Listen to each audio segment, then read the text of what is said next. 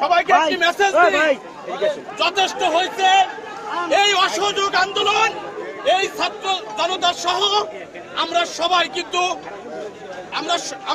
কিন্তু অব্যাহত চালিয়ে যেতে হবে। তার ভেতর দিয়ে আমরা অবশ্যই আমাদের দেশের কোন সম্পদ আমরা নষ্ট করব না।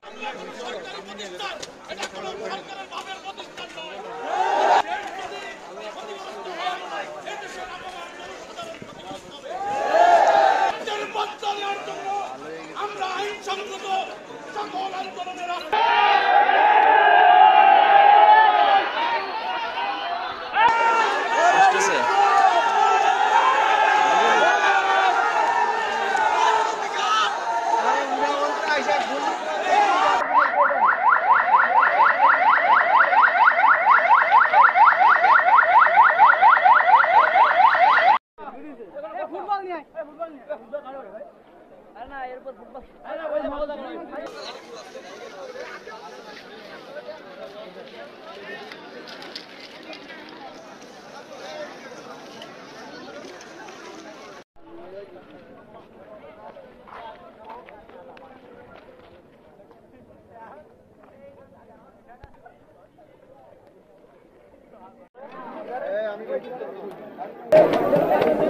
ছাত্রের সাথে আছি আপনারা।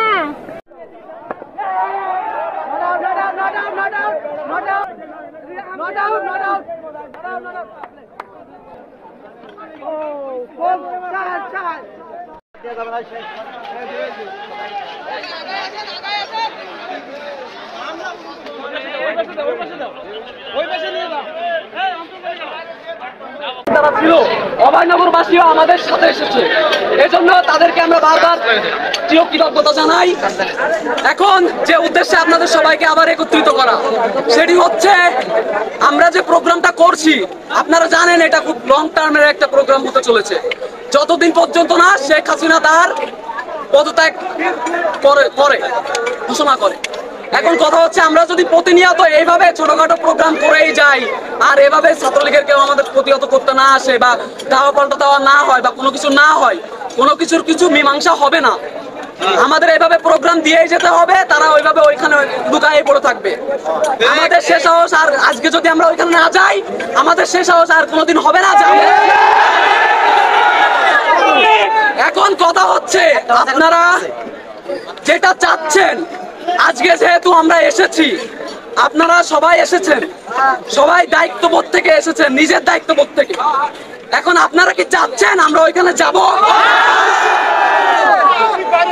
আর আমাদের কথাটা শেষ করি, আমাদের সিনিয়র যে আছে, অভয়নগরবাসী যারা আছেন, তারা কিন্তু আমাদের বলেছে যে আজকে যদি ওইখানে আমরা যাই তাহলে কিন্তু আমাদের উপর আক্রমণ হওয়ার সম্ভাবনা আছে। আপনারাও জানেন, মাঠে যেহেতু নেমেছেন, আক্রমণ আমাদের উপর হবে।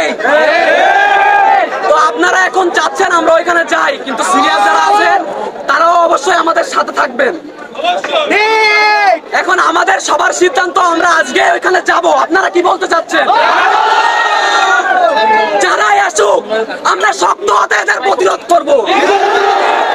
এখন প্রিয় অভয়নগরবাসী, আপনাদের উদ্দেশ্যে সবাইকে জানাতে চাই, ছাত্রদের উদ্দেশ্যে সবাইকে বলতে চাই, যেহেতু ছাত্রদের আন্দোলনে মাঠে নেমেছে, আপনারা সবাই এক হয়ে আমাদের সাথে যুক্ত হয়েছেন।